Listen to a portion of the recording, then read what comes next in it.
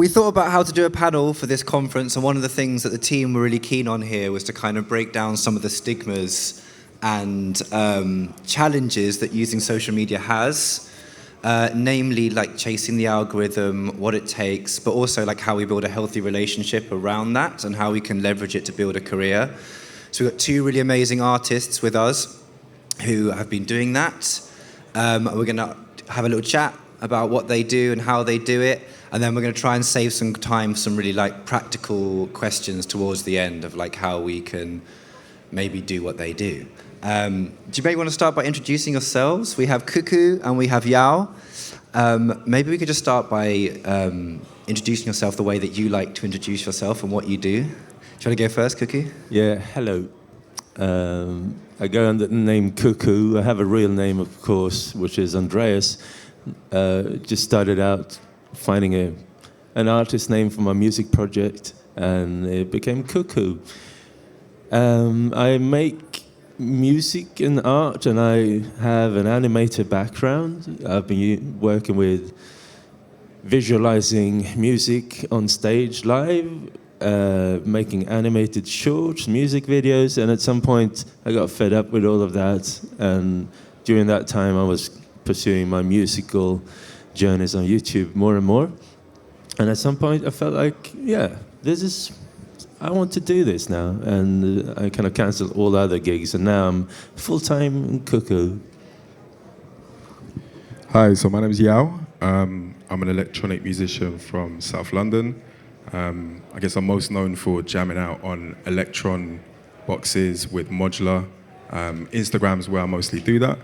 And yeah, I'll just kind of share real time what I'm doing daily on social media. So you're gonna see me build up tracks from scratch. You're gonna see me share that to my stories, and then you're probably gonna see the finished track shared to my main grid. But yeah, I've worked in other areas of music as well. So I'm a composer for games and TV. I'm also a DJ. I've had a residency on Rinse FM. Yeah, that's me. Could you talk a little bit about, I guess, the period of time where you kind of found your style? Is that the right way of putting it? Do you have a way of describing like what you do, Yao, like particularly? I think I should probably go to the start. So originally, I was a very frustrated musician working predominantly in Ableton. And I found social media and I thought, right, I'm gonna start sharing what I do. So I got my iPhone and I started recording my speaker and just like, okay, this is just a speaker. I wasn't in it, I wasn't jamming, and it fell flat on its face, which made me even more frustrated. So yeah, I started seeing what other people were doing on Instagram by going through hashtags. Thought, well, if they're doing that, I'm gonna share. And that was really my journey into sharing. It's like, okay, other people are doing it, let me do the same. It gave me the confidence to do that, and then it sort of snowballed from there. Have you, over time, sort of worked on editing and things like that? Has that become a bigger part of your process? I'm very rough and rugged with it. I think people will be surprised to know how raw it actually is. It's my iPhone, a small tripod I think I spent £10 on from Amazon. That then records the video. My audio is recorded into Ableton. I sync the two, and it's there. That's it. It's a really straightforward process, not technical at all. Cool. How about you, Cuckoo? You're a visual artist, so you've done lots of editing, so I'm gathering that plays a part in how you approach it.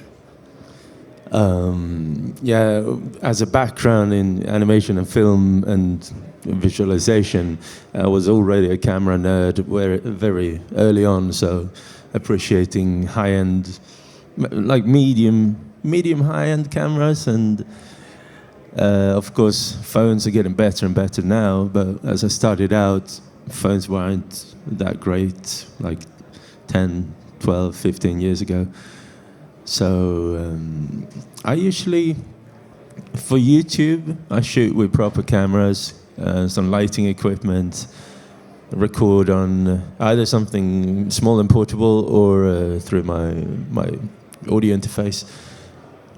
But for Instagram and more social media, it's just shooting with the phone is fine. and sometimes I don't even bother to record the audio properly. It's more about communicating. Yeah, communication is trumps all the high-end gear. You can have all the high-end gear, but not being able to communicate, and then it doesn't matter what gear you have. Yeah. How much do you plan what you're going to do? Like, how much do you plot out a timeline or a script or like themes? Like, can you give a bit of insight into your creative process? When it comes to videos, none of my videos are scripted, so I start out blank and I improvise 100%. I have an idea of what I want to do. Of course, if I shoot a tutorial, for instance, it's a very clear goal in mind. But my dream scenario is to shoot like a 45-minute tutorial without any edits, and it's perfect. But if a video is 45 minutes, that usually means I shoot for 3 hours, and then I edit it down. Kind of lose the flow sometimes and take a breather. Maybe I misunderstand something on the way and think that, oh, I can actually explain this in a better way, so I give it another go. And sometimes even as simple as the intros, like, hello, this is Cuckoo, today I want to show you this and this. It's like a 1 to 2 minute little snippet, and sometimes I get stuck on even that. So it could take half an hour to shoot a 2 minute little snippet. Really? Okay, so do you, how much in that process do you pay attention to what other people do, and how much do you just do your own thing? I could ask both of you that, but Cuckoo first. I don't really... I just want to be myself and represent myself. Obviously, when I'm shooting a video, maybe I turn myself up like a notch, just a small notch, but people who know me, they say that, oh, you're just like yourself in your videos, and I really like to hear that, because I don't try to be someone else. So I forgot the question. You answered it. That's fine. Yeah. How about you, Yao? How much do you plan? How much? I mean, I get the impression that yours is very like on the cuff and natural. Yeah, it's on the cuff and natural. I do set up my camera before I start jamming, and I hit record while it's silent. So then I can make sure I line up the audio with the visual, because I got in a rabbit hole of trying to do it the other way, and that was awful. As far as being myself, yeah, that's quite easy. There's not many people who look like me doing modular or are making UK bass music with the instruments that I use. So, yeah. Do you do lots of takes, or do you like edit? Like, how much are you editing afterwards, just to give like some insight into good question. So I'll probably jam for about 5 minutes, and then I'll pick my favorite 30 seconds to a minute. Because as we know, attention spans on social media can be quite short. So I go for the bit that I think is the most impactful, and then, yeah, that's the bit I'll use. You doing text and hashtags, or are you just focusing mainly on visual content? I used to be quite concerned with hashtags when I started, but I've come to learn that it's not really as important as I once believed. And like counts also are less important than I first thought. To your point, it's more about communication and sort of sharing, and even if it reaches 5 people and those 5 people are really into it, that's amazing, that's valid, that's fine. I don't need to see like 1,000 likes for it to be a successful post. Like, I liked it, I shared it, some other people liked it, fantastic. Tomorrow's another day, carry on. Do you focus on one platform, or do you cross-post, or like how do you approach that? I've focused on Instagram primarily. I found over the years that I've had the best like engagement there. I've found sort of my community there as well. I think it's very easy to start a natural conversation via DMs via that platform, and for that reason, that's sort of why I've stayed there. I have sort of thought, maybe am I putting all my eggs in one basket if Instagram dies one day? But yeah, for now, that's where it feels right for me, you know? How about you, Cuckoo? Because you've got a big following on Instagram, and you do TikTok, and working in the industry, not the TikTok, sorry, I meant YouTube, but working in the industry, most people that I know that work in like back teams are like, YouTube is where you should always put your effort. Especially there's like a lot of new stuff they're bringing in to do with community building and monetization. Do you maybe want to talk about a bit about both and why you choose those two maybe? Which you prefer? Me? Yeah. Yeah, I think like you were alluding to, Instagram is a very spontaneous and chatty platform. Having a small little chat with someone is, it's in the DNA of Instagram. It's a low-key platform with nice vibes generally. Whereas YouTube was designed for longer form content from the beginning. And obviously now they're making shorts a big thing, which I absolutely hate. I think it's destroying the whole platform. But the communication-wise, I don't think YouTube is very good at all to have a conversation with someone that just randomly wants to say something. So I think there is a big distinction between the two platforms, and I've traditionally viewed YouTube as my main outlet for my music and content and all the creations that I go into. Maybe because I prefer longer form content, and making a long tutorial, for instance, it's not a manual for me. I'm not making a technical manual. It's some sort of creative process, making the kind of tutorials that I do, unscripted, hang out with a virtual someone that, and discover the potential in how to make music together with the viewers. And on Instagram, you can't really do that sort of content. People are flicking through a massive amount. People don't sit down and it's like, oh, right, let's watch a half-hour Instagram post. But whereas on YouTube, some people even turn it on TV and have a little afternoon tea with a long tutorial. Yeah. And you're aware of that when you're making content. You split yours in half. You make content just for YouTube and content just for Instagram. Yeah. Both of you talked about making connections. I guess like I come from like a more traditional. I don't actually know if that's the case with you guys, but I definitely come from a traditional music place where I used to make content just to get people to Spotify or just to get people to streaming services, and that was kind of it. It was like this big pain in the ass thing that I had to do, and I'm kind of going through that journey myself of like, how do I tell my story, how do I bring my life into it. But one of the most interesting things for me at the moment is like, when you do connect with people, where do you take them, or do you take them anywhere? So I'd be interested to hear, like, for me personally, I've just started like a Substack or like a newsletter, and email addresses has become my focus because I feel like I can own that connection. But I have a WhatsApp group, I've got a Telegram group, I've got an Instagram chat group, and I have very different people in different places. And I'm still myself working out where I bring these people outside of those platforms, because they won't see my content a lot of the time. If I post a songs out or something, it doesn't mean they see it. I'd love to hear about like how you approach that. Like if you are actively thinking about building community and how you do that and where you do that. Cuckoo, go for it.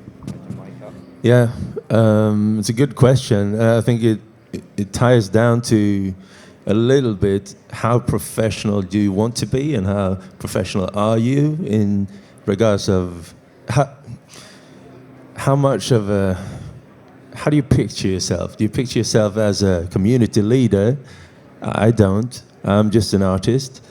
Do you picture yourself as a chat group dude? I don't. But so I'm having a lot of trouble building these kind of rooms where I'm kind of setting myself on some sort of, not a teacher, but some sort of leader role. It's not natural for me to do that. However, I run a Patreon, for people who want to support me, and patrons who voluntarily wants to support one. They already have a big heart to do it, to support one voluntarily. That shows that it's going to be a nice group of people.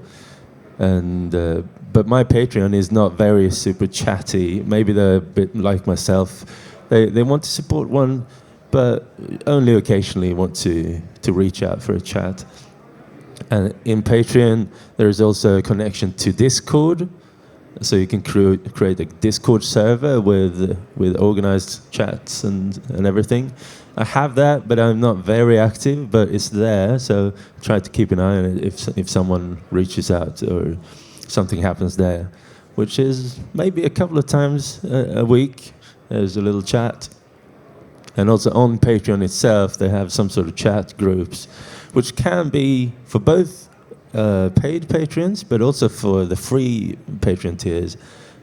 So you can select a little bit who you want to welcome into the chat groups. But yeah, for me, it's all chaos. Yeah. Okay, cool. How about you? Yeah, are you doing any of that? So for me, I haven't really got into that online side of community building yet. It's something I may do in the future. My sort of call to actions have been more around, I've got this release coming out, or I've created music that you've probably heard me building through Instagram, and you've been on this journey with me, and now there's a physical thing that you can go and buy, which is like a vinyl or possibly a download. I am in the works of planning a night in Brixton in South London, which actually brings people out of their homes into a physical space to live jam.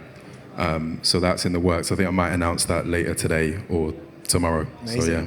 There's a couple of those out there that are really amazing. There's like one that's been around for like 15, 20 years called CDR, Create, Design, Release. Have you heard of that? Yeah, I actually do some work with Tony, the founder of CDR, yeah. Okay, cool. And there's a couple of little jam ones popping up, but yeah, that's really interesting to hear. Think for me, it's really interesting how I think we're making move into a place where there isn't a single answer, and everyone's finding this very unique combination of things, and I think that's really exciting and interesting. It's just you have to go out and do stuff to find out what that combination is, right? Like you were saying, you don't see yourself at the center of something, so maybe that place that you want is just like a notification email, right, to announce a release, or to bring people together into a place. I've got into sharing knowledge, so I'm not very good at starting conversations, but I read a lot and consume a lot. So I have a chat group where I just share everything I read and listen to. And other people talk about it. I don't know if it's really serving this thing of driving people to listen to my music all the time, but they're definitely supporting me in other places, subscribing and chipping in a bit more, which I think is really interesting because it's just really unique. While we're thinking about unique approaches, we spoke very briefly on email. I thought you both really eloquently talked about how much you thought about how this thing fits into your life. I don't know how to phrase the question, but maybe if you have a personal ethos in how you are making, working on social media, which we know is can be really bad for your mental health. We know the comparisons are hard. We know that the being online is hard. We know that being in front of a camera or a community leader can be challenging, or all these things that are being thrown at us. And maybe this would just be a good time just to hear a bit about, your personal ethos. Do you want to go first, Cuckoo? Yeah, sure. One of the absolute most important things, if you're going to go out there and show yourself have an online presence, I think is to keep check with your personal health, your mental health, and if you, I had a specific thing in mind here. I'm not gonna name any names, but someone who's really great at what they do and posting and playing gigs and everything, and all they hear online is oh, you suck and you shouldn't be here, go home, and it really drains their energy to the point where they can't really, they have to pull out. And that's a big, dark backside of things. How do you tackle negative comments, negativity, people who kind of attack your vulnerable points. And I've developed some sort of resistance to this, because I realize I'm very blessed, because I rarely get these rants towards me, so I'm very blessed. But when it does happen, it just falls off, because I know it's not about me, it's about them, and that's all they can do. For them to really go out on a limb and out themselves in public comments as basically being narcissistic assholes, that is, I feel sorry for them. But for me, I realize it's not about me, it's about them, and I would like to help them. I can't help everyone in a little commenting field on a YouTube video or on Instagram. And that has really helped me staying stable in terms of my own personal health, and just being myself is the most important for me, because if I extend into someone a character that I'm not online, and then suddenly I've built this big persona that I can't really represent anymore because I get sick of it, how do I pull out from that? And I know. Yeah, I don't know. I think I forgot the question again. Yeah. You went into the deep hole. The thing that I've been dealing with that stuff must be incredibly hard. I find that hard. I don't get many either. But I thought like the thing that you said was really interesting. You mentioned it again today, was just the idea of like thinking, like pushing yourself to think about why you're there. I think that's really interesting point to make. It's like, are you there to meet other people into the same stuff as you? Are you in there to just get your music to people who might listen to it, and having like a self-awareness of like why you're there, and like, I guess, building that into the way you approach things, but also how much time you put into it, I guess? I think like my goal is to be Picasso, like the most brilliant artist in the world, or something like that. So that's what I aspire towards. But I don't have any expectations. I don't have any expectations of, wow, this is going to be the best social post in the world, or this is going to draw millions of views. I don't have those expectations. So everything is a bonus. If you start with no real expectations of how others will perceive you, the expectations I have are on myself. I set bars high, and higher, and I try to monitor myself and see how well am I doing in terms of what I want to do. And I think it's an artist's mindset somehow. Cool. Yeah. It's really interesting, thanks. Yao, for you, I'll go back to the question because the question was a long time ago. I don't want to lose you as well. What's your personal ethos, I guess, your approach, how you manage it? I think like these are two really interesting people, because like you could look at if I took one of each of your videos, I could pick one that was someone who doesn't know anything about what you do, or social media or music, which would be like there's two guys playing with modular synths.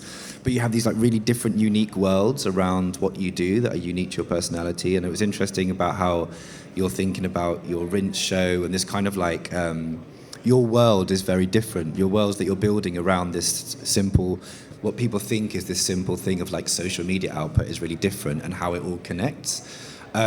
So how do you deal with, I guess, what's your personal ethos when it comes to motivating yourself to do social media stuff, and how it brings value into the rest of your music ecosystem? Yeah, so to kind of tag on from what Cuckoo was saying, it's first and foremost for me. Like I'm making the art for me. If I value it, if I'm happy with it, then great. Then I post it. So first and foremost, I'm pleasing myself, and that's always kept me in check. It's like, oh, not because my last post got more comments and likes will I make the next post the same. It's no, I actually just love this track, it's banging, I'm gonna share it. If I share it, I'm probably gonna feel like I need to finish it, which is good for me as well. And then I kind of force myself to do that. And it's like, well, I'm gonna take you on that journey too. You're gonna see me show that jam that was 30 seconds of my story.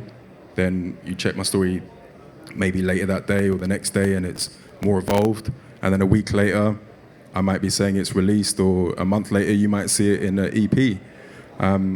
But first and foremost, my ethos is this is for me, and I'm going to share that journey with you. And sometimes I don't share the journey if it feels that, if it starts to ever feel like a burden, which it has at times, because I think you're only human and you want to make success of your career. And, you know, sometimes you get lovely DMs and lovely comments and it leads to great opportunities. And then you feel the pressure of keeping that up and that rhythm up of posting. And whenever I felt that pressure, I've stepped away. So if you actually go through my Instagram, I haven't done the things that you're traditionally told to do, like post every day. I haven't, done a lot of camera-facing posts to try and beat the algorithm, which I've heard people talk about, that somehow if you're face on in a post, somehow the Instagram gods are going to favor you and push it further and wider than if you're side on and just jamming. It's always for me first, and that has helped me sort of maintain my presence. I feel, like if I don't feel like posting on a Wednesday, and I post Wednesday last week, fuck it, I'll be posting in 3 Wednesdays' time, because that's when it feels right for me, Cool. We've got 20 minutes. I'd like to try and do like some slightly quicker questions about like practical uses. I don't know how well this is going to work, but we'll see it. We'll see. I don't know if it's possible to answer things that quickly, so that we've got time. Before we go into like the bits and bobs of actually like making the content, I'd be really interested to hear about like how this forms part of like a career that you live off. I don't know whether that's brand partnerships or sponsorships, or whether it's just that it brings attention to other things you do. I don't know, maybe if you want to go first, is I would guess that maybe yours is part of more of like an ecosystem of things, or does it tie into getting production work or gigs? Yeah, so it's a lot of different things. And I'm trying to think back to the first opportunity that came through that was kind of paid, and it was actually to perform in a club. So somebody saw what I did on Instagram and thought, right, come out and play in a live setting and you'll get paid for it, which was lovely. And then it's morphed into a few other things which I never thought it would ever become. So production work with other artists. So, James Blake saw what I was doing and asked me to collaborate on his album, which was fantastic.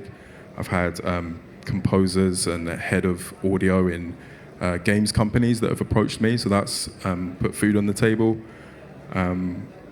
Record labels have asked me to release. So it's kind of lots of these different things that have cobbled together a living, basically. In all instances, I never imagined it would happen from Instagram posting. So if anybody is thinking about starting, I would say just start. That is the best advice I could give anybody, is just start doing it. Great. How about you, Cuckoo? How does it form part of, a business or a career for you? Without YouTube and to some degree Instagram, I don't think I would sit here in this chair today. My income stream looks like this: 50% Patreon.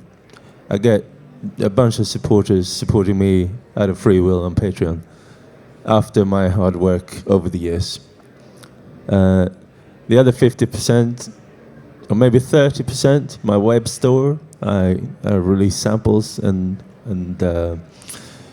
synth patches for different gear, and maybe that would be 40%, or maybe 10% is various other things like monetizing for YouTube, peanut money, occasional gigs sometimes, not peanut money but very small income there, and then we have these occasional well-paid gigs, which I don't have a booking agent, so I can't really make this a habit, but sometimes there is a paid gig on event kind of gig, not like this, but more of a sponsored. Like next week, I'm gonna perform at H&M's headquarters in Stockholm at their internal gathering, which is a really nice paid gig. Amazing. Yeah. It's interesting. It's like a shop window that you never think to put yourself in, right? Yeah. That's cool. Okay, let me try and get through some of these. You both mentioned your setup, so I kind of got a bit of a taste of that. Do you want to maybe like just say what a good starting point would be for your opinion, beyond just having a phone on the table? Cuckoo, do you want to go first?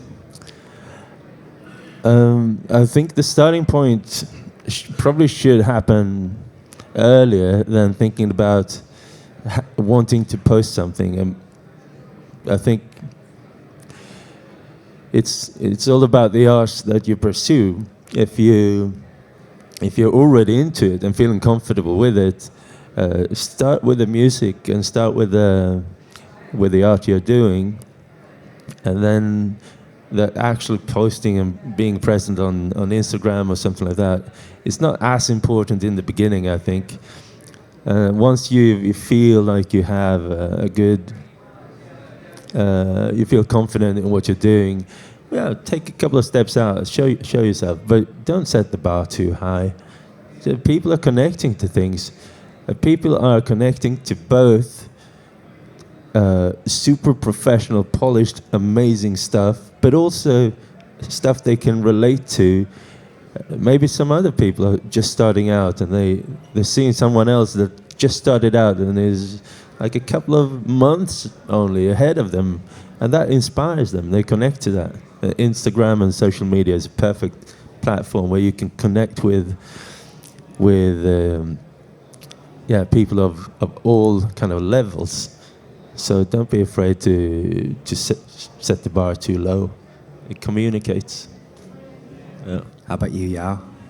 Yeah, I couldn't agree more. Like I said before, it was a very basic setup. It was only my hands in the shot as well. I just had an overhead view of my hands and a digitact, and that was it. And that was great. And I found lots of other people who also were doing similar things, and we started sharing tips, and we sort of pushed each other along. And it wasn't my bar where that was set at that point was just share. Just start sharing. Don't be afraid to put yourself out there and just get it out, And that served me well. If there's one technical thing I would say, as you're starting out, buy an LED light. It could be like 50 quid or something like that. Like there's these small tube lights that you can set the color you want, and they're not very expensive. That will give you less grainier footage, and it just looks nicer if you place it somewhere. Pro tip. Yeah, I'm quite lucky in that respect. I've got a lot of natural light by my desk, so I haven't had to do too much lighting stuff. But I found if I do it's getting quite dark, I then sort of lean into the darkness. I've got a very cheap like USB mood lighting thing, and that at night time has actually made some of my best posts, because it's kind of like being a moth to a flame. You've got all these blinking lights and flashing, and it adds another element. I might then be in the background, the foreground becomes the studio and sort of the canvas and what I would call the paintbrushes and the paints, all the tools that I'm using, that becomes the prominent thing in the post then. How do you overcome the awkwardness of setting up? Do you have like that first process where you, for the first time, decided to arrange things in a way for the camera rather than just like packet of crisps on the keyboard, cup of tea? How did you? Has that been like a process, or is that like you found your setup very early on? Do you want to continue? Yeah, I found my flow with that quite early on. I'm quite neat in my workspace, so it was quite easy to continue that. If you look behind my desk, it's absolute chaos, but my actual desk and where I work is quite minimalistic at times. I've got a lot of equipment, but there's not like cups of teas or pens or pencils or things lying around, so I found it quite easy to just like set up and go. What's your setup like, Cuckoo? I think there is no awkwardness for me. So there has never been anything like that that I had to overcome. But maybe if you do it at home and you have a partner, and it's like you would love to shut the door to be just in your own bubble. If your kids barge in, or that could, maybe not awkward, that wouldn't be the right word, but there is something about getting your focus on this thing you want to do. Make sure you have that focus. But for me, yeah, I've got a studio. I recently moved, so I have a much smaller studio now. So that really I had to really pinpoint what kind of studio I wanted to make for myself in this smaller space. So I have a camera, I have a rather big light actually, with a soft box, and I crafted a little stand for the camera on the wall. I screwed it up on the wall for my top-down shots. It's just 2 planks and a little angular metal piece and the screw through it. So very DIY, but it's very stable. And and one of those cheap little tube lights sometimes to have a little epic blue light coming in. How do you split up your time? I know like a lot of musicians I meet struggle with this idea of like, I want to be making music in my free time. Do you have I don't know, like an approach where you get up in the morning and you might do content first or music later and editing at another point? Like, what's your way of fitting things together?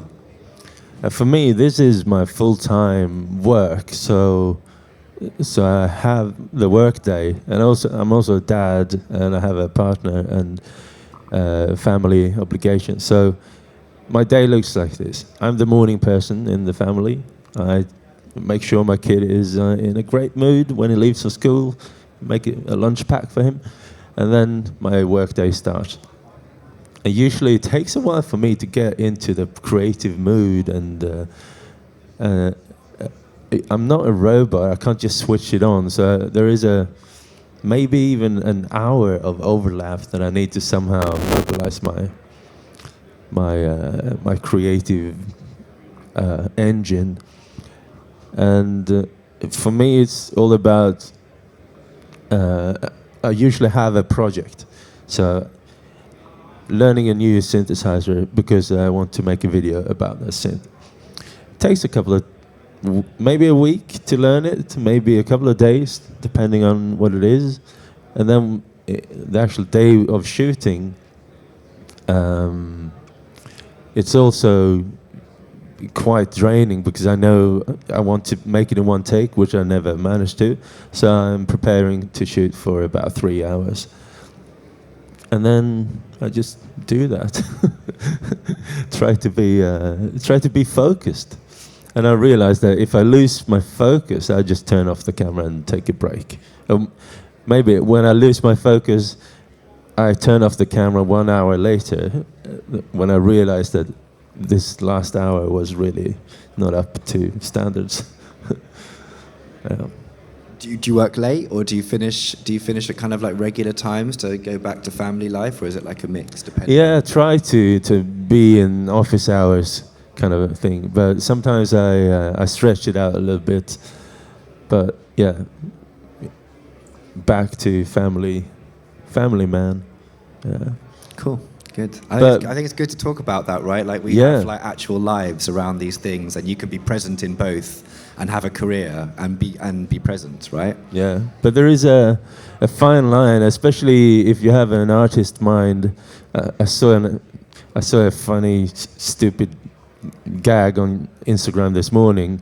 Someone said was at the doctor's and he got his diagnosed, and they said, "Oh, you're artistic." "Oh, I'm autistic. That's not so bad." "No, you're artistic. That's much worse." And I could kind of relate to that because you never really leave your artistic ambitions, even if you're in a family situation. So it's always lingering there. Just need more time for myself, and it's in stark contrast to what a family man should be like. So it's a fine it's a fine balance there. I can relate to that. Yeah, how about you? How do you fit your life together? I feel like there's some similarities, and probably like I went through some things. Well, I don't think I've got to the point where either of you are, where I see myself as a content creator in my creative time. But I have got better at sort of finding a thing that works for me in a way to connect with people. But I'm guessing you're producing records that you want to put out or doing sessions, but you've now got this like, I don't know, like career as like a digital performer, an online performer. That's kind of what we're doing now, right? Yeah. Like, how do you fit it all together? And do you have like an ethos or an approach or like a routine? So I've got a family too, and I usually do the school run. So my day looks like getting kids' breakfast ready, taking kids to school. Then I get back to my desk at like about 9:30, 10 a.m. And some days I will take an hour to myself and just sort of decompress from that sort of like family rush, and then decide, I want to be creative. But it will first and foremost be about creating music rather than social media content. And that is, again, sort of my North Star with all of this, is that I am a musician first and then a content creator second. And really what you're going to see is that journey of me making that music. That's the content. So it then feels very easy to be like, okay, it's 1 p.m. I like what I've done so far in the last few hours. Let me hit record. Or actually, I don't like any of this, so this was okay. I'll wipe the slate blank and start again, and maybe I'll post today, maybe I won't. But one thing I have noticed is in that process, sometimes the post will just be to my stories, nothing to my main page. It will like, okay, it's 10 p.m. and all right, this is the thing that I really like. Let me just share that. It's just a 15-second clip.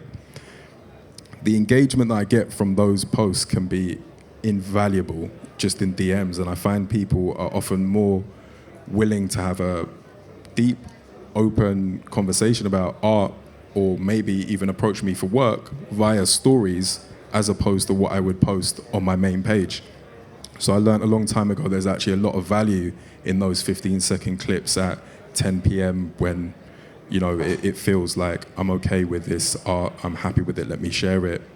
And that's kind of like, that feels really good to me, rather than, oh my God, I've got to make content today. I've got to post this to my main page because I haven't posted in a while. It's just this like moment in the day, in the working day of creating, that went to my stories, that then led to more work. So I just kind of found the rhythm in what I do already, which is be a musician, and like, okay, cool, that little 15 seconds, let me put that to my stories, and who's gonna reply, who's gonna approach you, you don't know. It's amazing how far your reach can be. You never know who is gonna watch, who is gonna stumble across your art, Cool. That's interesting to hear, because I think like the presumption even I make is that no one has a family. It's impossible to make it work. I also have a family, so it's good to hear other people are finding a balance that works for them. I think we have to finish at 1:30. Is there a person in the room at the back? You go, keep going? Okay, cool. Okay, 2 more things, and I thought maybe we'd take some questions. I think it's like a really good opportunity to ask anything you want to people that are making it work for them. So I think it'd be cool to open up just in case anyone has any questions. Before we do that, I thought maybe a nice way to finish this conversation might be like, what advice would you give to somebody who is just starting out on this adventure of like, maybe this is something I feel ready to explore, putting myself on this thing, social media? Do you want to go first, Cuckoo? Don't be afraid, just do it. And as I said earlier, people from all levels. You never know who will watch it in the end. Obviously, in the beginning, you have no audience, so it might feel a little sparse. But I've a couple of times run a thing called January, where I encourage people to post short jams every day of January. and that I could see from that kind of movement that there was so many people checking out each other's work and getting interested in what others are doing, and finding it very, very inspiring. So you will be inspiring to someone else without you realizing it. So don't be afraid to take these first steps. How about you, Yao? Yeah, I couldn't agree more with that. I think if I could give any advice, and it's a thing that I see people doing, is not having their audio quality very good. And I can see like, oh man, this would have been such a good post, but the audio is awful. So I would say if you're going to spend, I don't think there's necessarily budget to spend on this. It shouldn't cost a lot of money, in my opinion. If you've got a DAW, even a free one, just try and make sure that your audio to your video is of good quality. And to sort of tag on to that point, in addition, try and make it a captivating post within the first 5 seconds. Sort of, I've seen sometimes, not so often these days, but in the past I would see like fade to black type content, and that works really horribly in my opinion. Like, people don't wait for that like 3 seconds for it to fade. Unfortunately, you're on a device on your phone just swiping, and if it takes that 3 seconds for anything to start, or it sounds very intro-y, or maybe you've got a lot of bass content and that's not going to come through on the phone, unfortunately you're kind of wasting your time, in my opinion. You've got to go in quite impactfully on Instagram anyway. I think YouTube's a different animal, but in my world and in the world of Instagram, you've got to come in quite quickly, and you've got to come in with good quality audio. I think if you spend your time on that, you're going to be ahead of a lot of people, actually. I get the impression from both of you that you've got it's been quite empowering for you to feel this, to do this thing. While from the outside, it always seems like there's a lot of negativity around it. But it's interesting to hear. I guess hear all the doors it's opened, but both in your process, because I'd imagine you didn't. Did you see yourself sitting filming your work when you started out? I don't know. I guess you work in a lot of visual mediums. It wasn't far away from me, but it's nothing I was aspiring to do before I started doing it. How about you, Yao? Did you perform? Were you did you see yourself as a performer, a live musician? No, and that was terrifying for me for the first year of me posting stuff on Instagram. In fact, actually, what was even more terrifying than that at the start was somebody asking me for a finished song. I was like, oh my God, I've just made this 30-second reel. There is no song. That was it. And I think I was able to turn that fear into a bit of a driving force and an empowerment, like you were saying. It was like, no, actually, I'm going to finish more music because of this. And I think at that time when I first started, maybe the content had taken the driving seat a little bit. And it was more like, okay, I just need to make 30 seconds today. And it was like, no, actually, I just need to make the art and the song, and then I can share the 30 seconds of that if I feel like sharing it. So it was a little bit of a change for me there.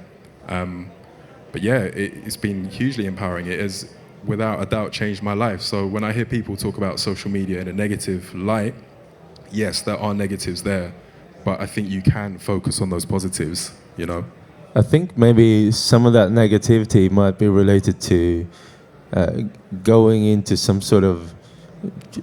Again, I told you I have no expectations. So if you have very high expectations, maybe you also expect yourself to follow a plan. But if there is no plan, there are no expectations. So maybe a negativity comes to... Some people ask me sometimes, do you feel the pressure to post? No, I don't. But if I would feel the pressure, that would be a negative point. So I don't... manage those both expectations of on all levels, actually. Don't let yourself be pressured. I think you're part of a new wave. Maybe you've been part of the wave for ages, but I think when you talk about it, to me, you talk about it as part of your creative output rather than the thing you're forced to play the game. And I think that's a really interesting mental shift that I know a lot of quite successful young people doing stuff with fashion and design, and they're just documenting their process, and they have got much better at editing. But to them, it's not like this chore that they have to set aside time for. I think that's really important, right? Is that you've turned like it into a part of your learning synths and things is like a thing you want to do anyway, right? And you found a way to encapsulate that. And for you, you're working, just doing what you do, right? Like finding a vehicle for that as a combination is really interesting. I think I'm still coming out of this phase of this thing I have to do and what it's meant to do for me, rather than just being like a creative output, like releasing a song. It has to do something, and if it doesn't do a thing, I'm like, why isn't it doing the thing? It's meant to do the thing. But that's like really important, I think. You've still got just enough minutes to have like a few questions. Does anyone want to ask a question? I could bring a mic out. Let me do that. Have you got a mic? Okay, great. Go for it. Hi, I'm just wondering if either of you ever use TikTok, and if not, why?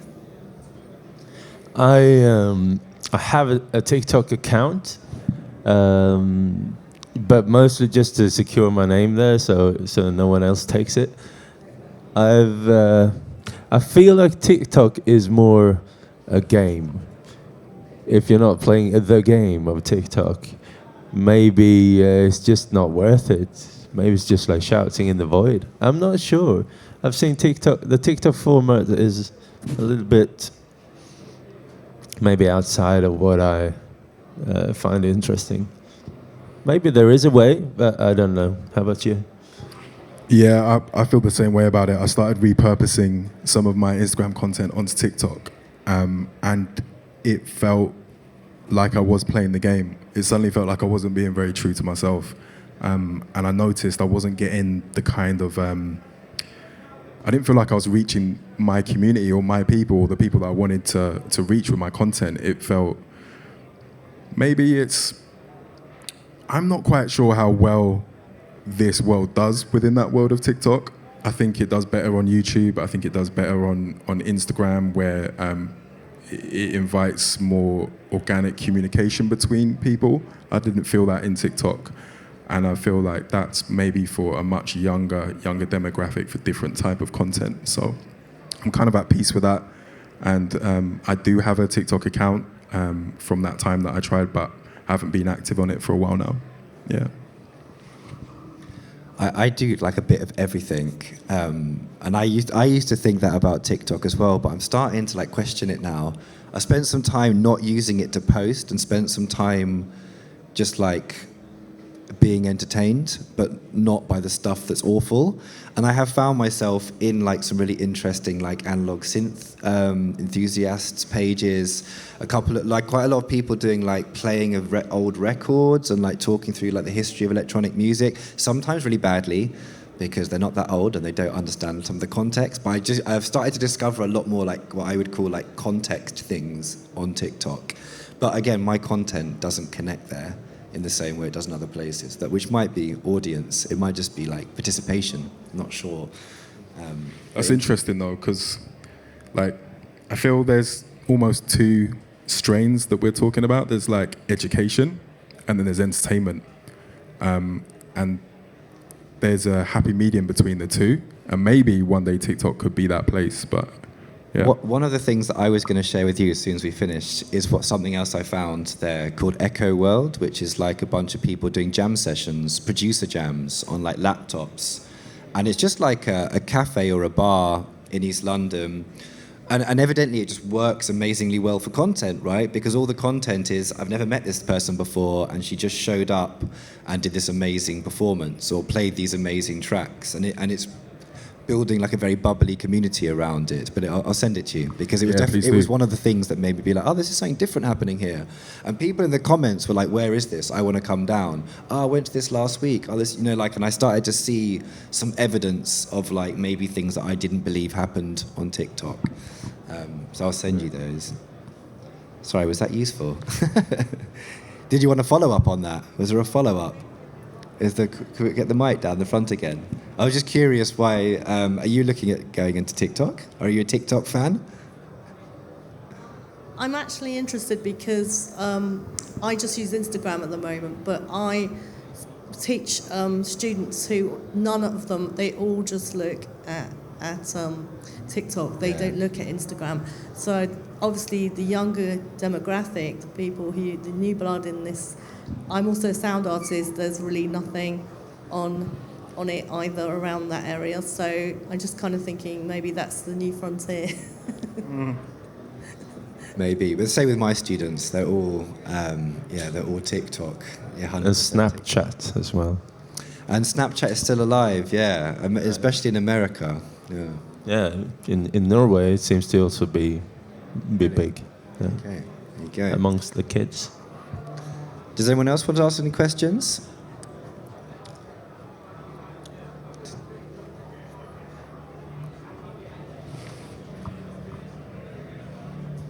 I was curious, given that you've both built great audiences and communities, but reliant on a platform, what happens if that platform deplatforms you? And we hear it happening for whatever stupid reason.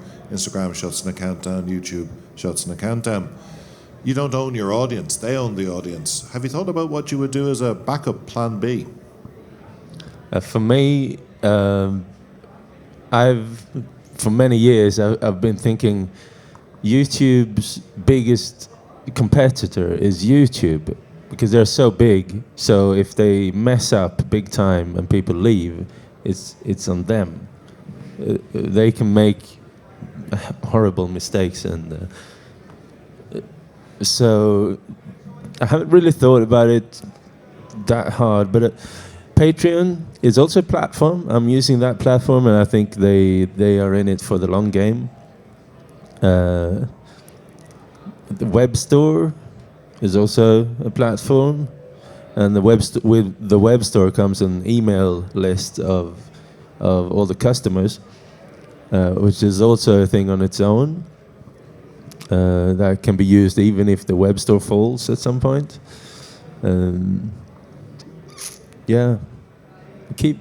Keep alert. Keep your eyes open. Like we're talking about Instagrams, and then we know that TikTok is big with the kids, and I can see Facebook, for instance. I am not active on Facebook, but I cross-post there. But no kid today would ever be interested in Facebook. It's just for old people. So you need to kind of keep alert and see where people move. Yeah. You worried about that, Yao? Do you collect email addresses? What? Yeah, I've started thinking about it more in the last couple months, I'd say, and I was pleased to see that Bandcamp let you export your email list. So people have actually gone and bought your music. You can export that into an Excel document and create your own mailing list. And that was like a real oh man, yes. Like I can actually go to the people that have put their hand in their pocket to support me. And if I wanted to create a newsletter, or if I was deplatformed or some sort of weird copyright thing happened, I do have this list to work from. So yeah, I haven't really done a lot of cross-platform posting. I may look into doing like YouTube stuff in the future, but yeah, that was like a good comfort for me. I'm doing like a lot of work at the moment on what artist to consumer businesses might look like. So you use social media to capture people, and you have a hub that you bring them to, which might be a website, it might be mail list. There's a few options. I do a lot of stuff on the blockchain, so I have like an interest in like permanence and things that can't be deleted, but how that's used yet hasn't really like panned out into anything massive. But I do think it's an issue, right? Because you can get a big following, and actually, can you message those people? Can you reach those people on your terms?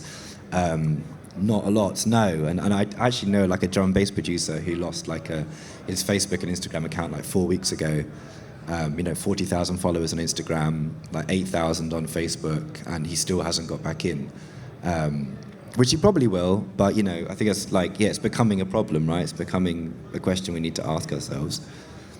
We've got time for one more question. I think there was someone at the back that wanted to ask a question. Yeah, hi. Firstly, thanks. This has been really interesting.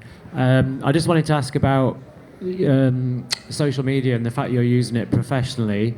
I'm guessing for both of you at some point it was more social and maybe family and friends. And at what point did that diverge, or has it diverged, or has it actually converged? Yeah. So you might not believe this, but I absolutely hated social media. I never joined Facebook back in the day. I had no interest in sharing my life through Instagram, and I never did Twitter.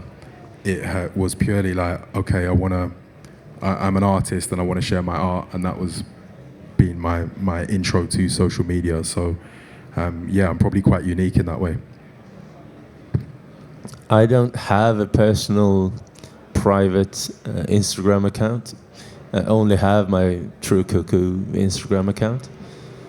And I very rarely to never include any private stuff on that channel. Obviously, I've used different platforms. I used Facebook, but it's just, I don't know. I joined in Facebook to use the Messenger, which I still use, but just logging into Facebook now is just terrible experience. Just seeing, I don't want to deal with all of that. So maybe I'm not using any social media for private and family purposes.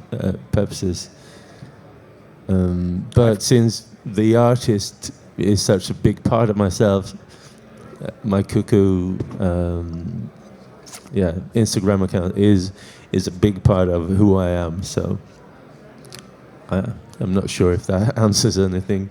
I've gone like the total opposite, right? Where like I was always hiding behind like smoke and mirrors as like a producer when I was doing stuff for labels and things.